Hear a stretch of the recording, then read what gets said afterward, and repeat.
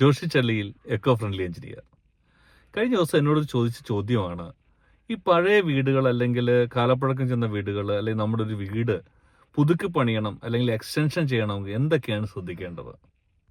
ഈ ചോദ്യം വളരെ ഇമ്പോർട്ടൻ്റ് ആണ്. കാര്യം നമ്മുടെ വീട് പുതുക്കി പണിയുമ്പോൾ നമ്മൾ ശ്രദ്ധിക്കേണ്ട കാര്യങ്ങളിൽ വളരെയധികം കാര്യങ്ങളുണ്ട്.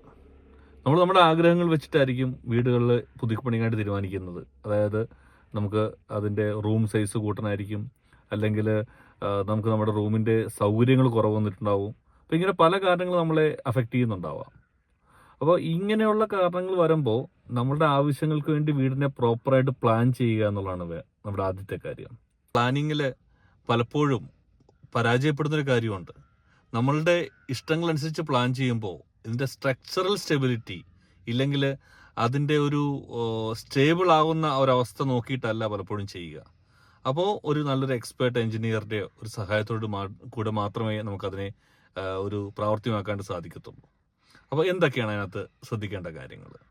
ആദ്യം തന്നെ നമ്മളുടെ വീട് അല്ലെങ്കിൽ കെട്ടിടം ഏത് ടൈപ്പ് സ്ട്രക്ചറാണ്.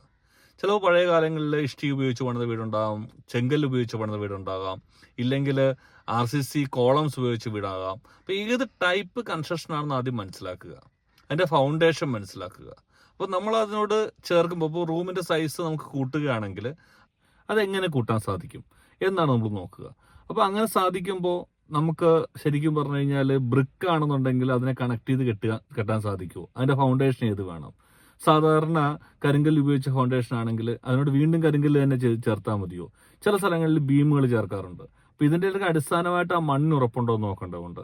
അതോടൊപ്പം തന്നെ നമ്മുടെ പ്ലാന് ചിലപ്പോൾ ഒരു നില മാത്രം എക്സ്റ്റെൻഡ് ചെയ്താൽ മാത്രമായിരിക്കത്തില്ല, ചിലപ്പോൾ അതിൻ്റെ മുകളിലത്തെ നില എടുക്കേണ്ടി വരാം. അപ്പം അങ്ങനെയാണെങ്കിൽ ഈ മുകളിലത്തെ നിലയുടെ വെയിറ്റ് എല്ലാം താങ്ങാനുള്ള കപ്പാസിറ്റി ഇപ്പോൾ ഉള്ള വീടിനുണ്ടോ എന്ന് ഒരു അസസ്മെന്റ് നടത്തേണ്ടതുണ്ട്.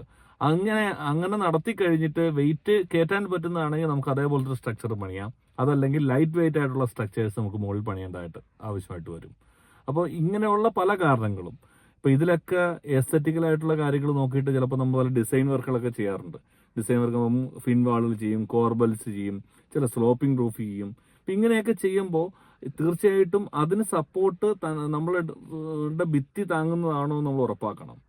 ഇനി ചില രീതിയിൽ കൺസ്ട്രക്ട് ചെയ്യുമ്പോൾ നമുക്ക് ഫൗണ്ടേഷൻ എക്സ്റ്റെൻഡ് ചെയ്യുന്നൊപ്പം തന്നെ നമ്മൾ ലിൻഡിൽ എക്സ്റ്റെൻഡ് ചെയ്യേണ്ടി വരും, സ്ലാബ് എക്സ്റ്റെൻഡ് ചെയ്യേണ്ടി വരും. ഇപ്പോൾ ഈ RCCകളൊക്കെ തമ്മിൽ ജോയിൻ ചെയ്യുന്ന മേഖലകളിൽ വളരെ ശ്രദ്ധിക്കേണ്ടതുണ്ട്. അത് ഏത് ടൈപ്പ് കൺസ്ട്രക്ഷൻ ആണ് ജോയിൻ്റാണ് കൊടുക്കേണ്ടി വരിക. അപ്പം അത് ചിലപ്പോൾ കൺസീൽഡ് ബീം കൊടുത്ത് നമ്മൾ ചെയ്യാറുണ്ട്, അതല്ലെങ്കിൽ വെറുതെ പിൻ ചെയ്തിട്ട് ചെയ്യാറുണ്ട്. അപ്പം അത് വളരെ ശ്രദ്ധയോടുകൂടി നോക്കുക.